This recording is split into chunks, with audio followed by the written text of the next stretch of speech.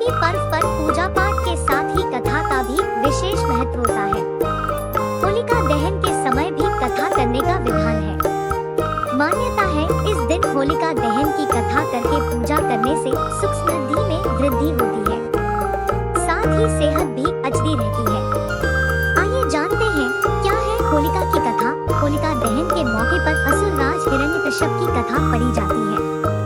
इसके मुताबिक हिरण्यकश्यप काफी बलशाली असुर था। यही वजह थी कि उसको अपनी शक्तियों का भी खूब गुमान था। उसका यह अभिमान इस कदर बढ़ गया था कि उसने संपूर्ण प्रजा को उसे भगवान मानकर पूजा करने का आदेश दे डाला। उसने यह भी कहा कि अगर उसके अलावा किसी और भगवान की पूजा की गई तो वह ठीक नहीं होगा। असुरराज हिरण्यकश्यप का अभिमान इतना बढ़ गया था कि क्या प्रजा क्या उसका अपना वारिस यानी कि बेटा, उसे यह नहीं पसंद था कि उसके अलावा किसी और की पूजा की जाए। लेकिन उसका बेटा प्रहलाद नारायण का परम भक्त था।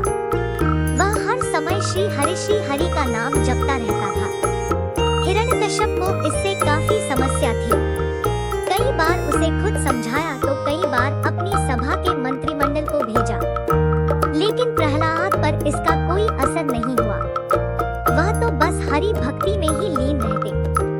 हिरण्यकश्यप के लाख समझाने के बाद भी जब प्रहलाद नहीं माने तो असुरराज ने दूसरी ही युक्ति निकाली। उसने अपनी बहन होलिका को बुलवाया। इसके पीछे यह कारण था कि उसे वरदान में एक ऐसा दुशाला मिला था जिसे ओढ़ने के बाद अग्नि उसे छू भी नहीं सकती थी। हिरण्यकश्यप ने होलिका को यह आदेश दिया कि उन्हें प्रहलाद को अपने गोदी में लेकर अग्नि में बैठना है, ताकि भगवान विष्णु का नाम लेने वाला प्रहलाद जलकर भस्म हो जाए, या फिर अग्नि के डर से वह हिरण्यकश्यप को अपना भगवान मानने लगेगा। हिरण्यकश्यप के आदेश पर होलिका अपने भतीजे प्रहलाद को लेकर अग्नि में बैठ गई। उस समय होलिका ने वरदान में प्राप्त वही दुशाला ओढ़ा हुआ था। यह सब कुछ देखकर भी प्रहलाद तनिक भी विचलित न हुए। पूरी श्रद्धा से वह भगवान विष्णु का नाम जपते रहे।